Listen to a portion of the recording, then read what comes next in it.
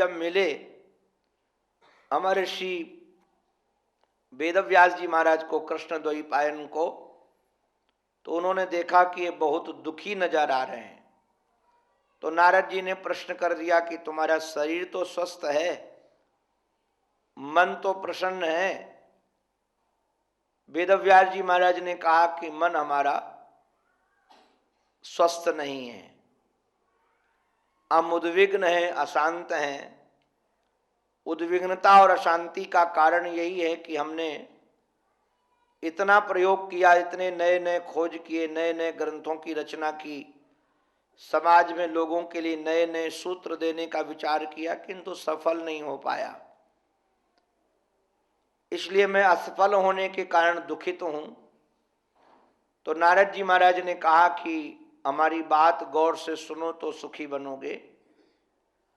नारद जी महाराज ने कहा कि मेरी मां नौकरानी थी। ये पूर्व जन्म की चर्चा वो अपनी सुना रहे हैं। और नौकरानी जो मेरी मां थी वो वेदवादी ब्राह्मणों के घर में थी, विद्वानों के घर में। संयोग से वेदवादी ब्राह्मणों के घर में कुछ संतों का आगमन हो गया। जब संतों का आगमन हुआ तो हमारी माँ वहां घर में नौकरानी का काम करती थी, मेरे को साथ ले जाती थी। 5 वर्ष का मैं बालक था। उन संतों के समीप मुझे माँ छोड़ देती थी। इसमें एक सूत्र मैं आप सबको देना चाहता हूं। सदा सर्वदा प्रयास करके अपने से बड़ों के साथ जुड़ना चाहिए। अगर आप अपने से बड़ों के साथ जुड़ोगे तो आपके विचार बड़े होंगे। हमारी संगति कैसी है, हम लोगों का उठना बैठना किसके साथ में है। नीतिकार ने एक बड़ी अनोखी बात कही। नीतिकार कहते हैं कि यदि सिंह की गुफा में कोई जाएगा तो वहां मुक्ता मिलेंगे। क्यों मुक्ता मिलेंगे? वहां हड्डियां नहीं मिलेंगी, क्योंकि सिंह जब शिकार करता है तो हाथी का शिकार करता है और वो अपना आहार करके चला आता है, वो हड्डियां समेट कर नहीं लाता है। किंतु यदि श्रृगाल के आप प्रेम करोगे, उसकी गुफा में जाओगे तो आपको हड्डियां मिलेंगी, क्योंकि श्रृगाल स्वतंत्र शिकार नहीं करता है। जब ये सिंह जंगली जानवर बड़े बड़े करके शिकार चले जाते हैं खा करके, और उनकी हड्डियां बचती हैं तो उठाकर उसी से अपना आहार करते हैं वो लोग। इसका अभिप्राय ये है कि बड़ों के साथ आप बैठोगे तो आपके जीवन में विचार बड़े बड़े आएंगे, और यदि अपने से छोटों के साथ आप मित्रता करोगे तो आपके विचार भी छोटे होंगे।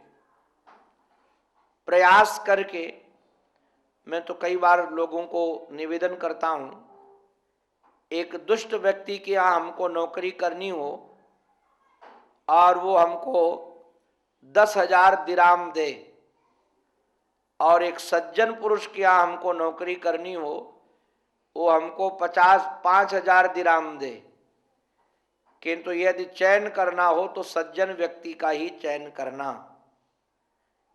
आप कहोगे क्यों, हमको सज्जनता और दुर्जनता से उससे क्या लेना देना है, हम तो नौकरी करते हैं, हमको तो धन से जरूरत है। याद रखना, यदि सज्जन पुरुष का संग करोगे, आपके जीवन में पगार भले कम है किंतु आपके जीवन में शांति ज्यादा होगी, क्योंकि उसकी जो सज्जनता के वाक्य हैं वो आपको ऊपर की ओर बढ़ाएंगे।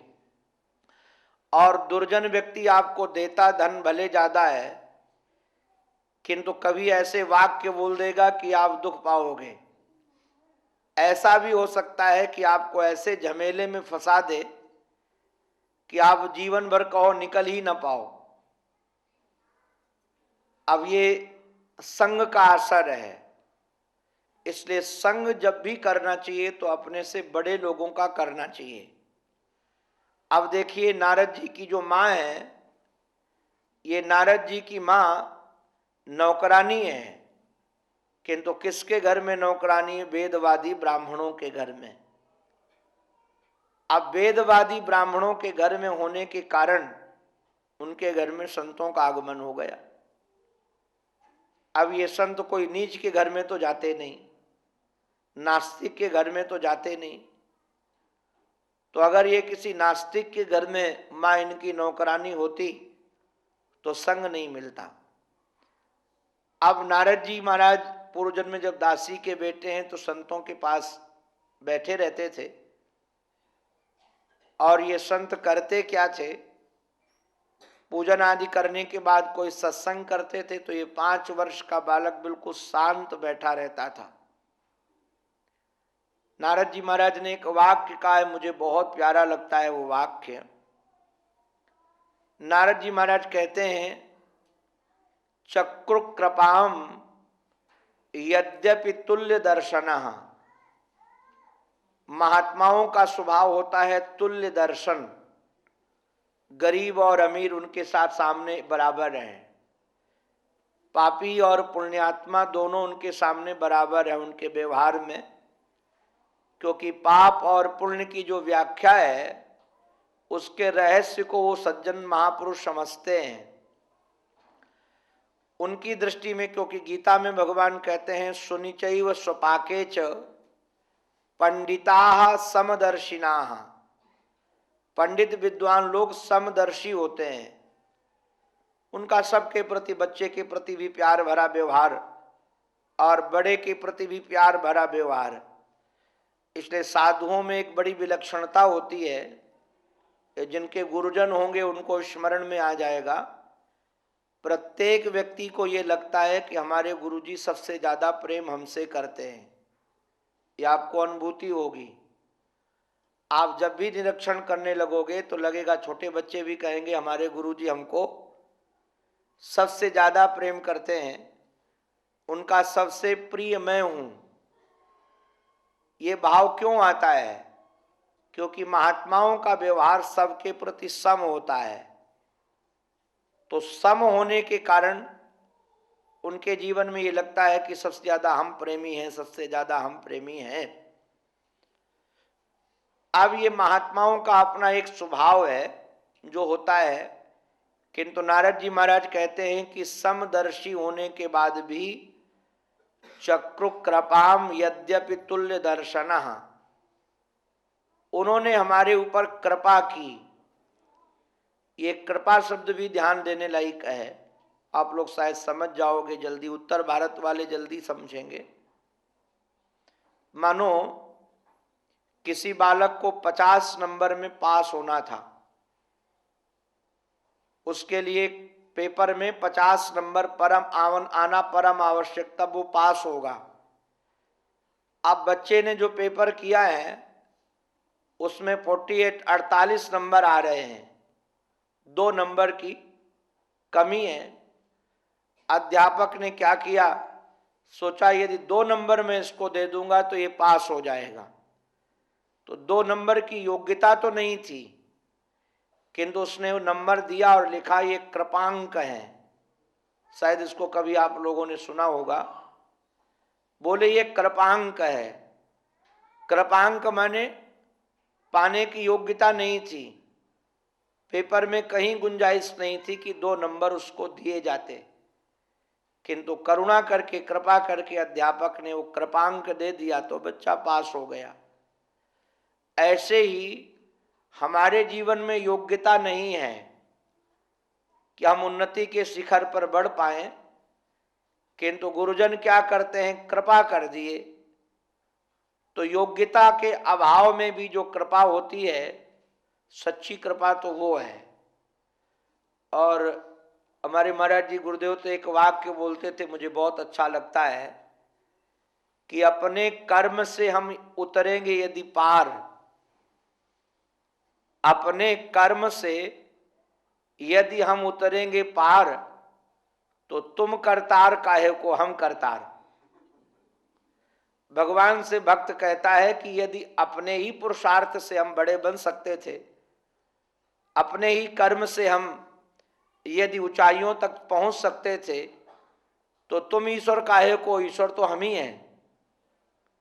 ईश्वर की आवश्यकता, गुरु की आवश्यकता इसलिए है कि हम अपने पुरुषार्थ से वहां नहीं पहुंच सकते थे, उन्होंने कृपा कर दी और जहां हम नहीं पहुंच सकते थे वहां पहुंच गए। तो ये दासी के बेटे नारद जी जो बने, बाद में मैंने कल सूत्र दिया था, एक नौकरानी का बेटा भी भगवान बन सकता है, एक गरीब बालक भी उन्नति के शिखर पर बढ़ सकता है, एक प्रारंभ स्थिति से काम करने वाला भी व्यक्ति एक अरबपति बन सकता है, लखपति अरबपति बन सकता है। आजकल लखपति कहना तो ठीक नहीं है, क्योंकि पहले लखपति कहना ठीक लगता था, क्योंकि लाख रुपए होना भी बहुत मुश्किल होता था। आज तो भारत में लाख रुपए एक रिक्शा चालक के पास भी मिल जाएंगे। तो अरबपति बन सकता है, ये पुरुषार्थ से नहीं, कृपा से। ये कैसे कृपा होती है, इस बात को इन्होंने, दासी के बेटे ने बताया कि चक्रु कृपाम यद्यपि तुल्य दर्शना, ये तुल्यदर्शी जो महापुरुष थे उन्होंने हमारे ऊपर कृपा की। तो कृपा क्या की, अब देखिए कृपा का स्वरूप यहां वर्णन किया गया। इसको तो कई बार हम जब चिंतन करते हैं तो हृदय भर आता है, क्योंकि कई बार इसका अनुभव हमने भी किया है। वो महात्मा जिस घर में रुके हुए थे, तो स्वाभाविक है जिस घर में गुरुजन आते हैं तो वहां के गृहपति अच्छा से अच्छा पदार्थ अपने गुरुजी को खिलाना चाहते हैं, अच्छे से अच्छी व्यवस्था में रखना चाहते हैं। और एक गरीब और अमीर के बीच की जो रेखा है बड़ी जबरदस्त है। इस रेखा को प्रवचन करने से ये मिटने वाली नहीं है, या कोई कह दे कि एकदम मार्क्सवाद आ जाए तो सब बराबर हो जाएगा, तो कहीं बराबर होने वाला है नहीं। तो संयोग ये बनता था कि घर की नौकरानी का बच्चा हो तो घर के स्वामी क्या उसको रसोई तक ले जाएंगे, उसको बाहर ही रखा जाएगा नौकरानी के बच्चे को। किंतु उस नौकरानी के बच्चे को भी वो संत अपने पास बैठालते थे, और बैठाल करके क्या करते थे कि थाली में जो भोजन आता था कुछ भोजन छोड़ देते थे। वो इसलिए छोड़ देते थे, ये पदार्थ इस बच्चे को घर में खाने को यहाँ मिलने वाले नहीं है, तो हम छोड़ देंगे, और उस बच्चे को थाली पकड़ा देते थे। हमने लगभग 10 साल लगभग हमने भिक्षा मांगकर खाई है, लोगों के दरवाजे पर नारायण हरि बोलकर रोटी भी ली है। ऋषिकेश में राज महाराज जी के चरणों में नहीं आया था इधर, तो भिक्षा मांग करके लाते थे, और जिन गुरु जी के पास रहते थे इकट्ठा करके रखें, और वो जब भोजन करने के लिए बैठे तो कई महात्मा आ जाते थे। अब भोजन कम और महात्मा कई, तो कई बार ऐसा होता था कि भोजन उनको परस के खिला देते थे, क्योंकि ये माताएं समझ सकती हैं। जो माताएं भोजन बना के खिलाती हैं, घर में कई लोग आ जाएं तो कहो उनको ही खाने को न मिले, पदार्थ सब समाप्त हो जाए। अगर वो अपने लिए बचा के रखने लगे तो चतुर गृहिणी नहीं है। गृहिणी का परम कर्तव्य होता है कि पहले सबको खिलाए बाद में खाए। तो मैं भोजन परस करके जब उनको खिलाता था सबको, तो हमारे लिए बचते ही नहीं था, और पढ़ाई करते थे। तो कई बार फल खा करके महीने में हमको लगता है 10-12 दिन ऐसी घटना घट जाती थी। तो बाद में हमको जाना होता था पढ़ने के लिए, तो चले जाते थे फल खा करके, कभी कुछ लेकर कभी कुछ लेकर। तो जिनकी सेवा में रहते थे उन्होंने ये देखा कि इसके साथ ये गड़बड़ होता है। तो महात्मा क्या करते थे कि एक खप्पर था, नारियल का बड़ा पात्र, उसी में खाते थे वो महात्मा। सब्जी, दाल, रोटी, चावल, खीर, मिठाई सब उसी में डाल लेते थे, और डाल करके करते क्या थे, हाथ से और ऐसे ऐसे मिला लेते थे। तो वो देखने में बड़ा खराब लगता था, क्योंकि भोजन का तो सब एक साथ मिल गया। और वो महात्मा खाने के बाद आधा कभी खाएं और हमारी तरफ खप्पर बढ़ा देते थे, कहते थे ले श्रवण खा ले। तो शुरू में तो बहुत बुरा लगता था कि ये क्या खाऊं मुझे, किंतु रोज का उन्होंने नियम बना लिया। ये पहले तो मैं समझ नहीं पाया ये कर क्यों रहे हैं, मैं फिर रोज भोजन वही करने लगा, बाद में हमको भी स्वादु लगने लगा वो। आज जब मैं शास्त्र पढ़ता हूं तो मुझे लगता है कि देखो उन्होंने तो ये सोचा था कि हमारे खप्पर में हमारे भोजन तो अधिक आ जाएगा और वे बाद में खा लेगा तो भूखा नहीं रहेगा, क्योंकि जवानी में भूख ज्यादा लगती है, इसलिए वो अपने डलवा लेते थे कि अलग से निकाल कर रखेंगे नहीं। उस भोजन के खाने से धीरे धीरे अंतःकरण पवित्र हो गया। याद रखिएगा, महात्माओं का जो उच्छिष्ट भोजन होता है उस भोजन में ये सामर्थ्य होता है कि वो हमारे अंतःकरण को पवित्र कर दे। और पवित्र अंतःकरण की पहचान है किसी की उन्नति देखकर हमको ईर्षा नहीं होगी। ये पवित्र अंतःकरण की पहचान, छोटे से दुख को देखकर आपका दिल पिघल जाएगा। किसी का छोटा सा दुख देखेंगे तो आपको लगे अरे इतना व्यथित है, और वही जब आपका अंतःकरण गंदा होगा तो कोई कितना भी दुखी होता रहे आपको कोई फर्क पड़ने वाला नहीं है। और थोड़ी सी उन्नति किसी की देखेगा तो पवित्र अंतःकरण वाला व्यक्ति तो प्रसन्न होगा और मलिन अंतःकरण वाला व्यक्ति दुखी हो जाएगा। हमको महाराज किसी ने बताया कि लोग अपने दुख से उतने दुखी नहीं हैं जितना पड़ोसी के सुख से दुखी हैं। अब ये लोग आप लोग अनुभव कर सकते हो। हमारे पास गाड़ी नहीं तो इसका अभाव नहीं है, दूसरे के पास उससे बढ़िया गाड़ी है इसका अभाव है। बड़ा खतरनाक ये रोग है, ये अपवित्र अंतःकरण की ही पहचान है, अपवित्र मन की पहचान है। इसको लोग समझ नहीं पाते हैं। तो अब जैसे जैसे हम साधुओं का संग करेंगे ऐसे ये हमारे अंतःकरण से जाता चला जाएगा। किसी के वैभव को देखकर हमको प्रसन्नता होगी, दुख नहीं होगा, अशांति नहीं होगी। तो ये महाराज दासी के बेटे के जीवन में अभाव चला गया।